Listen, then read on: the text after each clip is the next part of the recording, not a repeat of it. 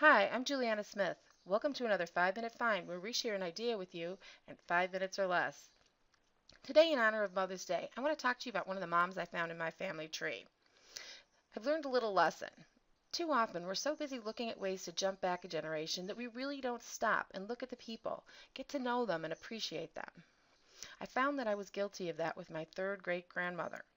It's not like I didn't know anything about her. I've had a lot of little odds and ends and pieces of information about her. I knew her name was Eliza Moran, and her husband was John Dooner. Tip number one, browse. Pretty much genealogy 101. You always want to browse the records. Get to know the people in the census, people that lived near them and around them in their community. So browse the census back and forth a few pages. Also, try it with immigration records. When I was looking for my great-great-great-grandfather's immigration record, I found him on the ship Ganges. This is 1839. It's within a year of when he stated he came over in the 1855 census, so I'm pretty confident this is him. But when I started browsing the list, I became even more confident because lo and behold, there I find Eliza as well. So let's look at that 1855 census. Here's the family in 1855. John's a laborer, age 35. They've got 5 children now in the household, which brings us to tip number 2. Compare.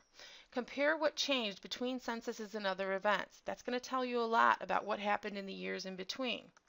When I look at the New York 1860 census, I can see that Mary, the youngest daughter, is no longer with the family.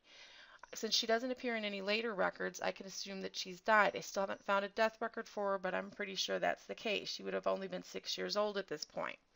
Also, John's no longer with the family. That's a big thing. So tip number 3, think about the implications of everything you find. When I see someone young, like John was, 35, and he's listed as a laborer, probably a strapping young man, that's pretty young for him to have died. So when I see someone dying in their prime, I like to look and see if there's been an accident or something that might have made the newspapers. If you have Brooklyn people, you're going to want to know that newspapers.com just partnered with the Brooklyn Public Library.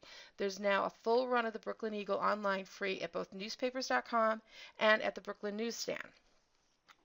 So I did a search for him using John Dooner, and since I knew he died between 1855 and 1860, I specified those years to narrow it. And sure enough, I could see that there was a serious accident involving John Dooner. The article says that there was a construction accident and a derrick gave way and the block hit him on the top of the head, fracturing his skull. So, tip number 4, use the records together. We know that John's died. What were the impact on the family? Remember, she's got a bunch of kids in the house. She's got a teenager, 12, 9, 6-year-old boy, and the baby girl who also died in the same interim. So this is a lot on Eliza at this point in time. The article goes on to say that he has a wife and 5 children who are thus rendered destitute. But a couple years later, in 1858, I can see Eliza in the city directory for Brooklyn, and she's listed as a widow, and now she's making candies. She lives at 107 Tillery, and that's where she would end up within that block, live for the rest of her life. Let's look back at that 1860 census again. She's listed here as a grocer 2 years after that candies directory, and she's got $1,800 in personal property and $500 in real estate. Which brings us to tip number 5. Put things in context. According to Wolfram Alpha, that $1,800 would have been worth more than $53,000 today. So was she fabulously wealthy? No, but that's not too bad for a widow of a laborer who died leaving her with 5 children. You can put your ancestors' lives in context by creating a timeline. Eliza's story came together for me because I pulled a lot of different records together, and more than I can show you here in 5 minutes. But I was able to make them all work together because I milked all the details and the clues from the records I found. And I arranged them in a way where I could see their lives unfolding.